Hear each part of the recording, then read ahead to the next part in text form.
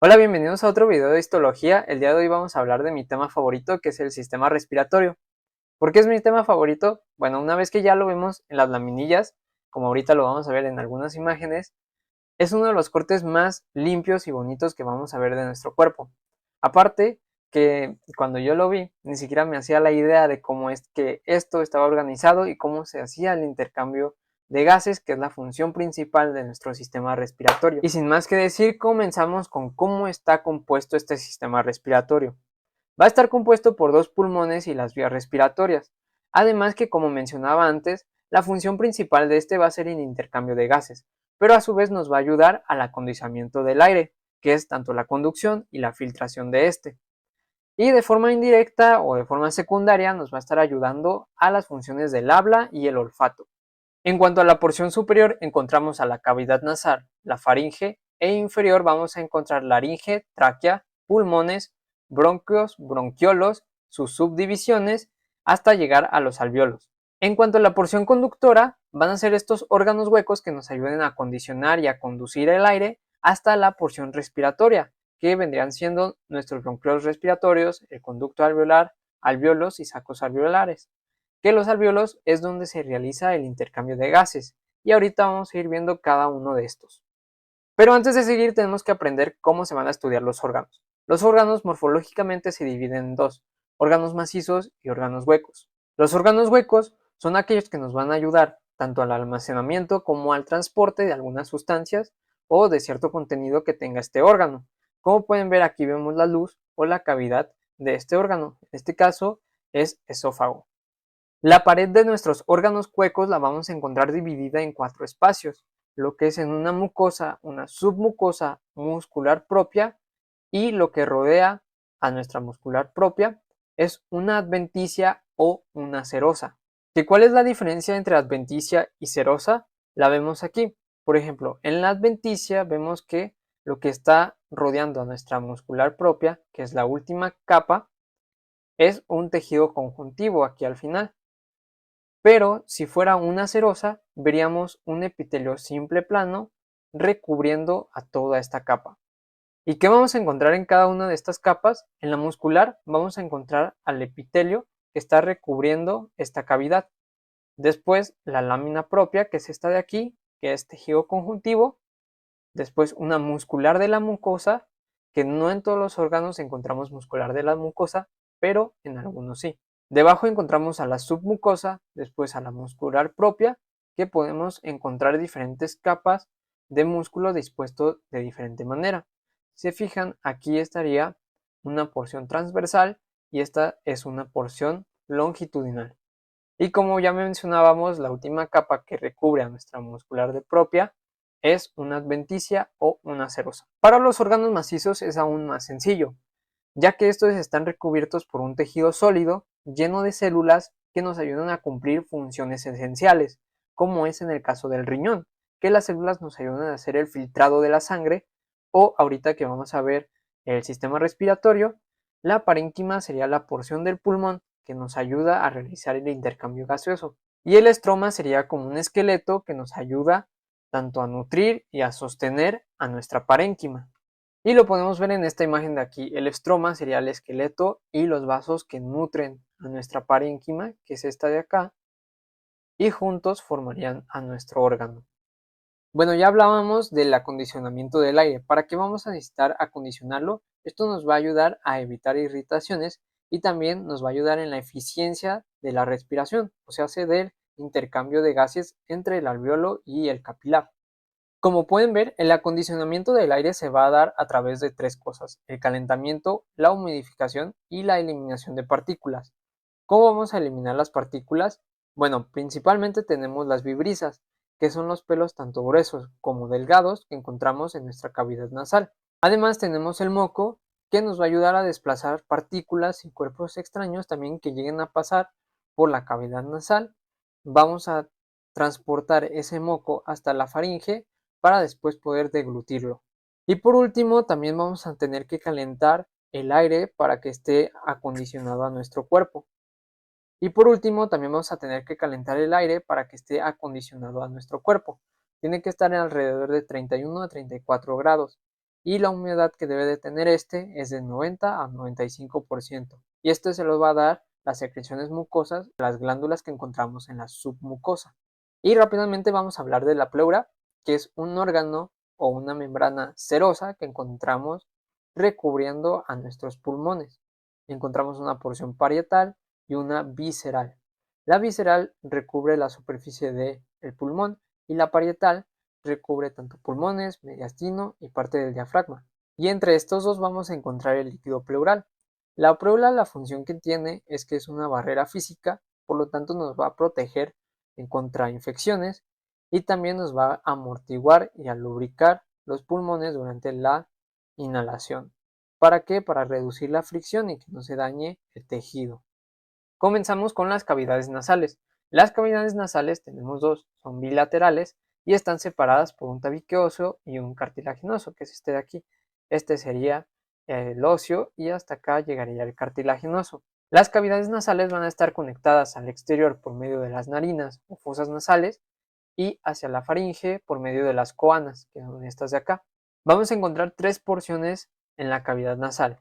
El vestíbulo de la cavidad nasal, que es este de aquí, la región respiratoria de la cavidad nasal, que es todo esto, y por último la región olfatoria de la cavidad nasal, que es esta pequeña porción de aquí. El vestíbulo de la cavidad nasal va a estar recubierto por un epitelio plano estratificado.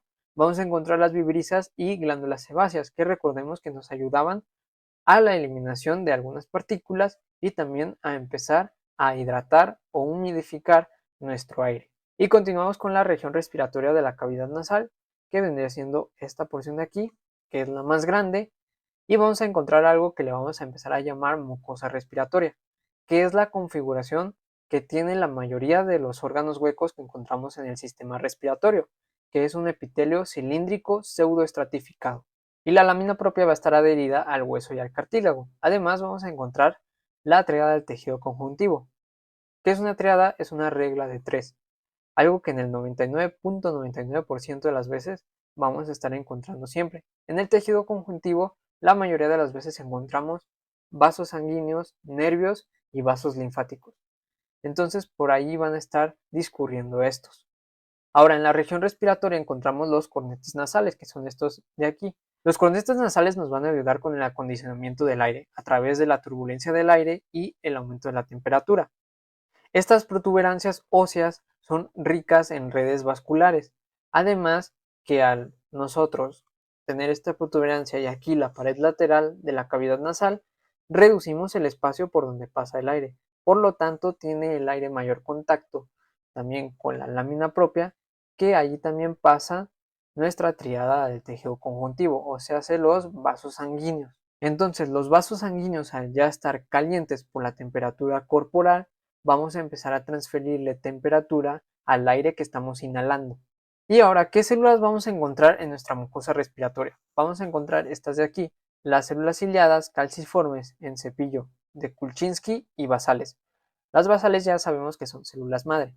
Las células de Kulczynski son de gránulos pequeños que nos sirven con secreciones endocrinas. Después tenemos las células en cepillo, que son quimiosensoriales, las células calciformes, que nos ayudan a sintetizar y secretar moco, y por último tenemos las ciliadas, que están en el 70% del epitelio y nos ayudan a transportar este moco. Que como mencionábamos anteriormente, si una partícula llegase a pasar por la cavidad nasal, nosotros, por medio de las células ciliadas y el moco que producen las células calciformes o mucosas, vamos a transportar todo ese moco a la faringe para después poder deglutirlo.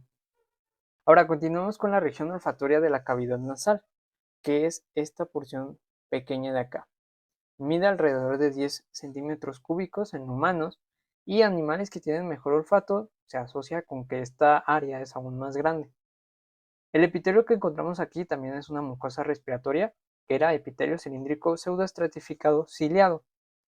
Y las células que encontramos son células de receptores olfatorios, células de soporte, células en cepillo y células basales. Las células en cepillo ya habíamos mencionado que eran quimiosensoriales y están asociados a lo que es el reflejo de la respiración y está mediado estas por el trigémino, que es el quinto par craneal.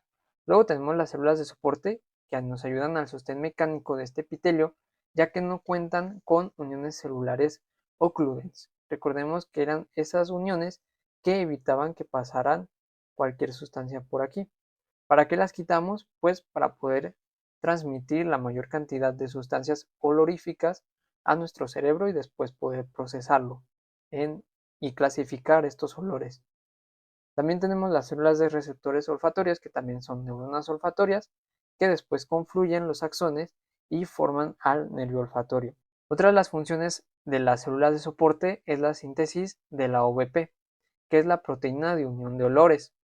Nosotros en nuestro epitelio tenemos mucosa, como ya habíamos dicho. Tenemos esta mucosa. Entonces hay algunas sustancias odoríficas que no pueden pasarla, ya que son hidrófobas. Entonces, si nosotros dibujamos, por ejemplo, aquí la OVP y necesitamos llevar a esta sustancia de aquí, que es hidrófoba, solo por medio de la OVP vamos a poder atravesar el moco y después poder irnos por las células de receptores olfatorios hasta nuestro nervio olfatorio, que estaría hasta acá. Pero pues eso ya lo van a ver más a detalle en fisiología. También encontramos las glándulas de Bowman, que también nos van a ayudar en cuanto a la secreción de proteínas, que también sirven como trampas y solventes para sustancias que suelen ser hidrófobas. Nuestras cavidades nasales están conectadas lateralmente por los senos paranasales. Los senos paranasales tienen un epitelio respiratorio, repetimos nuevamente, un epitelio cilíndrico pseudoestratificado ciliado. Estos senos cumplen con la función de la producción del óxido nítrico y de moco. ¿Para qué sirve el óxido nítrico? Pues para la defensa contra microorganismos y también nos ayuda a relajar el músculo durante la inhalación, ya que es un fuerte vasodilatador. Y por último tenemos la faringe, que es simplemente este conducto que vemos aquí, que tiene una mucosa respiratoria, nuevamente epitelio cilíndrico pseudoestratificado ciliado, y se va a dividir en tres porciones, lo que es nasofaringe, bucofaringe y laringofaringe. Además, aquí ya vemos la epiglotis de la laringe, que nos ayuda a evitar que a la hora de la ingesta pase comida hacia nuestra tráquea. Ahora ya mencionamos a la laringe. La laringe está compuesta principalmente por cartílago hialino y cartílago elástico. Este va a funcionar como un conducto y también nos va a ayudar a la fonación y resonancia a la hora del habla. Vamos a encontrar aquí algunos pliegues que forman la mucosa, que son los vestibulares y los vocales. Los vestibulares van a ser las cuerdas vocales falsas y las vocales van a ser las cuerdas vocales verdaderas. ¿Cuál es la diferencia? Que las falsas son inmóviles y las verdaderas son móviles. Las falsas nos van a ayudar en cuanto a la resonancia, o sea, la amplitud de nuestra voz, a la vez también los ventrículos, que ahorita los vamos a ver cuáles son, y las vocales también nos van a ayudar a controlar el flujo de aire y la vibración. Por lo tanto, vamos a estar haciendo la fonación de nuestra voz en estas áreas. Mientras mayor sea la tensión de nuestras cuerdas vocales y también del cartílago que vemos aquí, más alto va a ser el tono en el que hablemos. Y mientras más baja sea la tensión, pues vamos a realizar tonos más bajos, o sea, más graves, más agudos. Por lo tanto, por aquí va a estar pasando el aire de nuestros pulmones hacia la boca o de nariz hacia pulmón. En una respiración normal lo veríamos de esta forma, una respiración forzada más grande. En la fonación, como mencionábamos anteriormente, mientras mayor sea la tensión, más agudo, mientras menor sea la tensión, más grave. Los susurros, como vemos, es mínimo cómo está abierta nuestra hendidura glótica. Y este cartílago de aquí, que es el tiroides, lo encontramos en esta porción de acá. Por lo tanto, este espacio lo vamos a encontrar en esta parte. Entonces, cuando nosotros saquemos el aire, por ejemplo en el susurro, va a estar pasando el aire por aquí, nuestro cartílago elástico estaría aquí, y estas serían nuestras cuerdas vocales. Y aquí estaría el ventrículo, que es este espacio entre la cuerda vocal falsa y la cuerda vocal verdadera. Aparte, si se fijan, aquí tenemos lo que es el músculo de la cuerda bucal. Recordemos que la cuerda bucal verdadera era la que tenía músculo, por lo tanto nos ayudaba a las vibraciones y a la fonación de nuestro habla. Entonces, una vez que el aire pasa, nosotros vamos a tener que cambiar el epitelio que encontramos en estas zonas, ya que si nosotros sacamos mucho aire, imagínense que tuviéramos células cilíndricas en este espacio. Cualquier célula cilíndrica que estuviera aquí saldría volando. ¿Por qué? Porque no está asociada a lo que es la protección del epitelio. Y en algún momento se descamaría ese epitelio y dejaría en contacto al tejido conjuntivo con la luz de nuestra laringe. Por lo tanto, vamos a necesitar de un epitelio que nos ayude a la protección, que es el epitelio plano estratificado.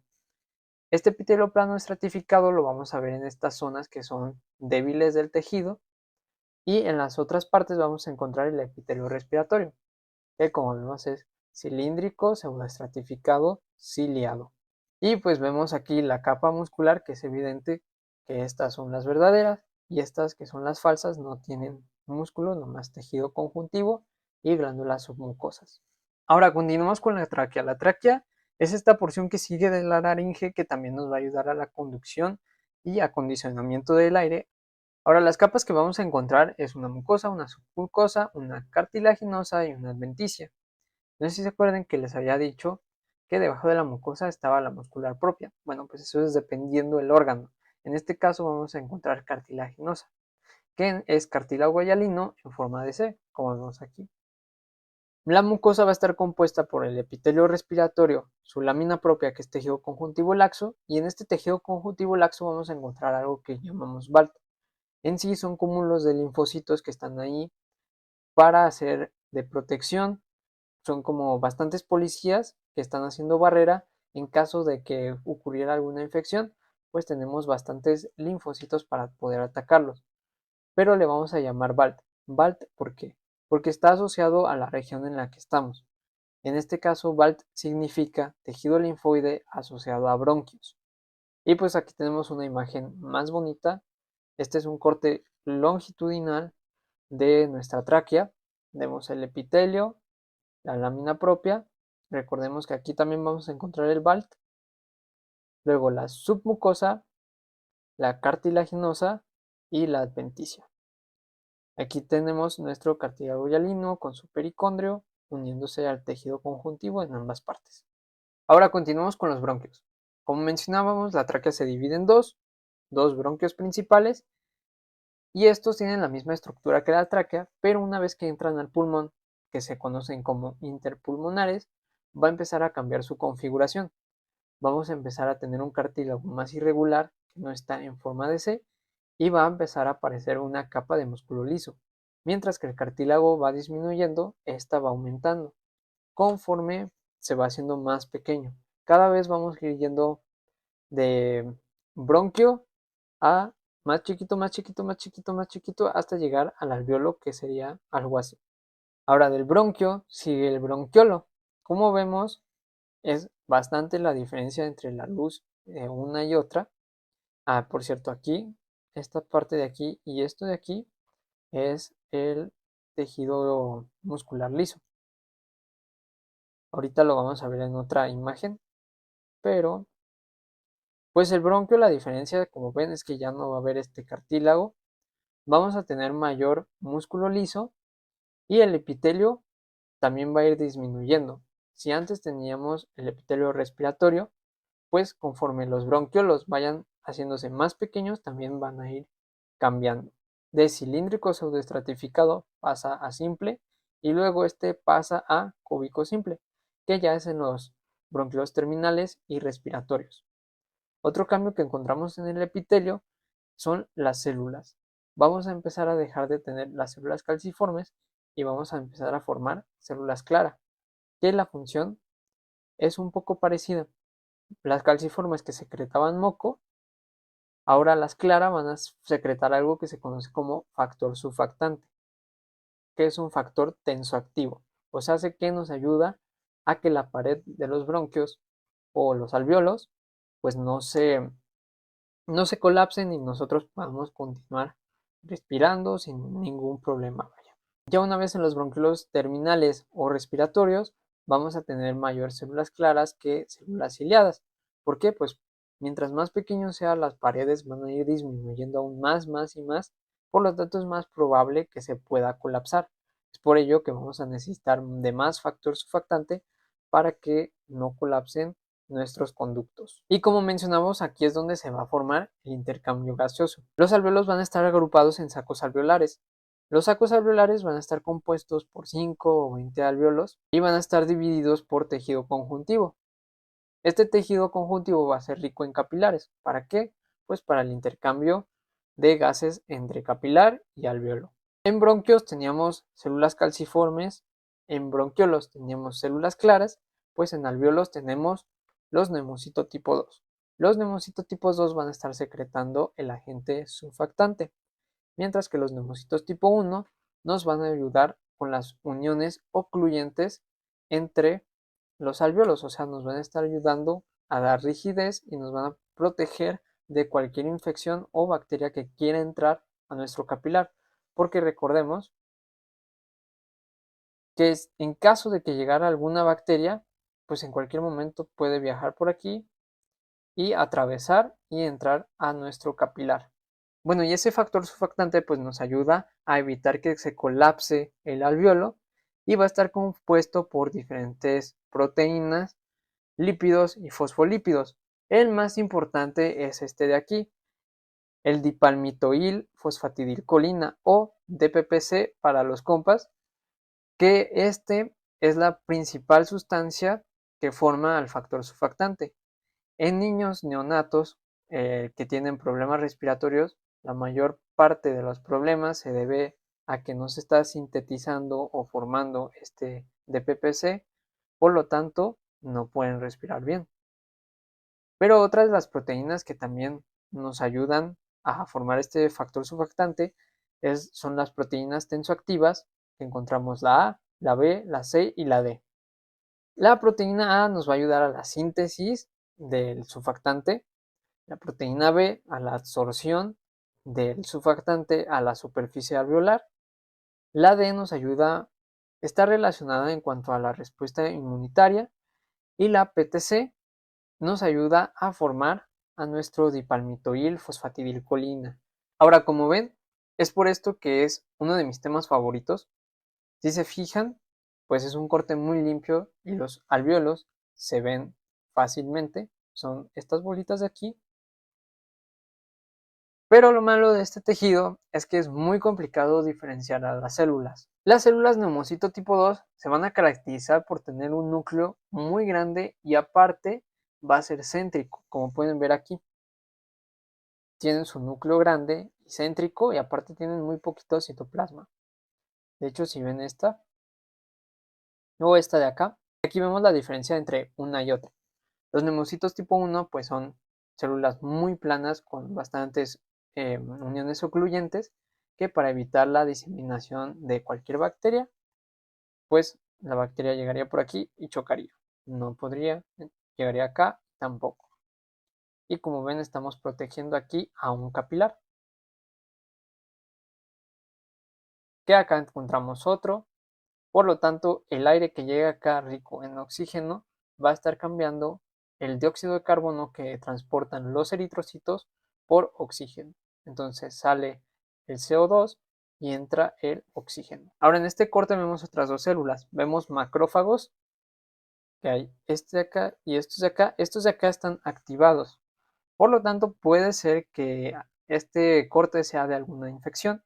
Que vean que a diferencia de este, no tiene ningún gránulo, que estos dos de acá sí. Y por último tenemos los miofibroblastos, que son estos de aquí, que estos también pues nos van a ayudar a confirmar que en sí este corte que estamos viendo es patológico. Aparte de que vemos a los macrófagos activados, no es normal que tengamos a estos miofibroblastos, ya que son fibroblastos que se pueden contraer. Son como células musculares lisas, pero que a la vez pueden formar la matriz extracelular. ¿Y para qué la vamos a estar formando? Pues la vamos a formar para fibrosar a este tejido. Pues aquí están tanto colapsados, también vemos mucha sangre, que son los eritrocitos de aquí. Y si se fijan, los tabiques alveolares, que son este tejido conjuntivo, pues es más grande aquí que en los de acá. Este tabique alveolar es tejido conjuntivo que nos separa el epitelio del capilar, y el espacio entre el epitelio y el capilar le vamos a llamar septo alveolar. El septo alveolar es el lugar donde se hace el intercambio gaseoso. Y bueno, aquí tenemos otro corte de los alveoles, pero tejido sano. Y como pueden ver, sí es bastante diferente y también es más difícil de encontrar pues, neumocitos tipo 1 y neumocitos tipo 2. Bueno, más que nada diferenciarlos.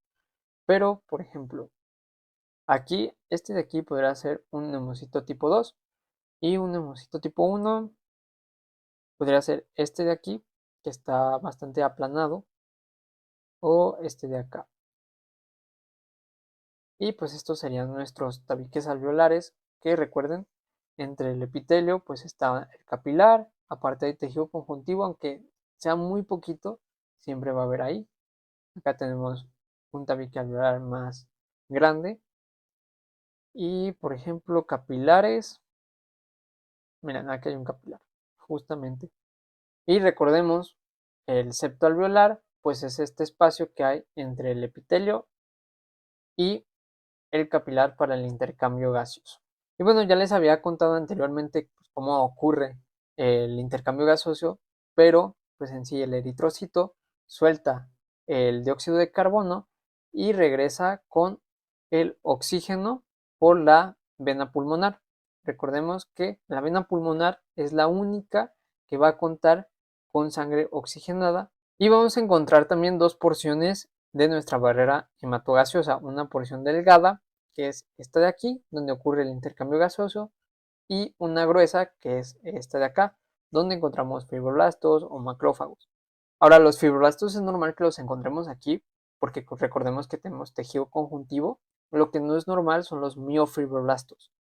Esos pues son células musculares lisas especializadas.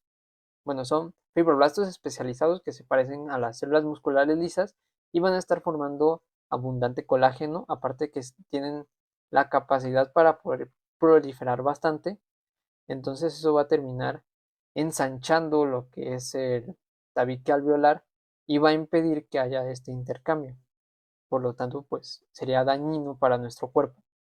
Y aquí tenemos al neumocito tipo 2, que como vemos, gracias a los ácidos grasos, la glucosa, colinas y aminoácidos, vamos a estar formando los cuerpos laminares, que son secreciones proteicas y lipídicas, que van a estar formando a nuestro agente surfactante. Ahora, entre nuestros bronquiolos puede que encontremos ciertas conexiones. A esos les vamos a llamar canales de Martin. Los canales que encontramos conectados de bronquiolos a alveolos se llaman canales de Lambert. Y los poros de Crohn son las conexiones que encontramos entre alveolo y alveolo. ¿Para qué nos va a servir esto? Para distribuir el aire de la mejor manera. Porque si nosotros llegáramos y se llenara todo sería como un globo, entonces llegaría a estallar o explotar. Por lo tanto, necesitamos de estos poros para poder distribuir el aire de la mejor manera posible, de una manera eficaz. Y de hecho, aquí tenemos uno de esos poros, que sería este de aquí. Este sería un poro de Kohn. Y bueno, acá de forma resumida tenemos el epitelio que vamos a estar encontrando desde la tráquea hasta el alveolo. Como vemos, tenemos nuestro epitelio cilíndrico pseudoestratificado, que poco a poco va a ir cambiando en lo que es un epitelio cilíndrico simple, después a cúbico simple y por último plano simple. Y aquí vemos qué células van a ir desapareciendo, que recordemos, las calciformes, una vez que ya están en el bronquio terminal o respiratorio, se convierten en células claras, y una vez que están en el alveolo son los neumocitotipos 2 los que van a estar secretando el agente surfactante. ¿Para qué? Para evitar que se colapse la vía aérea. Y también aquí en este dibujito pues se ve aún más bonito cómo van cambiando las capas y también el epitelio. Y aquí veríamos un corte del bronquio que, como ven, aquí tendríamos nuestro epitelio cilíndrico pseudoestratificado, nuestra lámina propia, empieza a aparecer la muscular lisa, después estas serían la submucosa, que se continúa hasta el cartílago, pericondrio y adventicia al final. ¿Qué a diferencia en el bronquiolo tenemos simplemente nuestra submucosa, nuestra mucosa y como vemos tenemos el epitelio. De hecho, vean, aquí se alcanza a ver cómo va pasando de un epitelio cilíndrico simple a un epitelio cúbico simple, también ciliado. Y acá vemos más musculares lisas. Y ahora sí, ya para finalizar con el sistema respiratorio, pues es importante que sepan que nuestros bronquios principales después se dividen en bronquios lobulares y según hacia dónde se dirijan es como vamos a llamar a nuestros lóbulos. Si se fijan, el pulmón derecho está dividido en tres lóbulos, un superior, un inferior y un medio. El pulmón izquierdo en un superior y en un inferior. Después de los bronquios lobulares, que son 3 y 2, van los bronquios segmentarios. Los bronquios segmentarios van a cada porción que vemos aquí de diferentes colores de los lóbulos. Y después ya en cada uno de ellos se dividen en los bronquios terminales. Los bronquiolos terminales dan lugar al bronquiolo respiratorio que conecta ahora sí con el conducto alveolar y los sacos alveolares, donde vamos a encontrar ya el montón de alveolos. Pero esto sí es importante que se lo aprendan, lo que es la división de cada uno de los lóbulos y pues sus subdivisiones.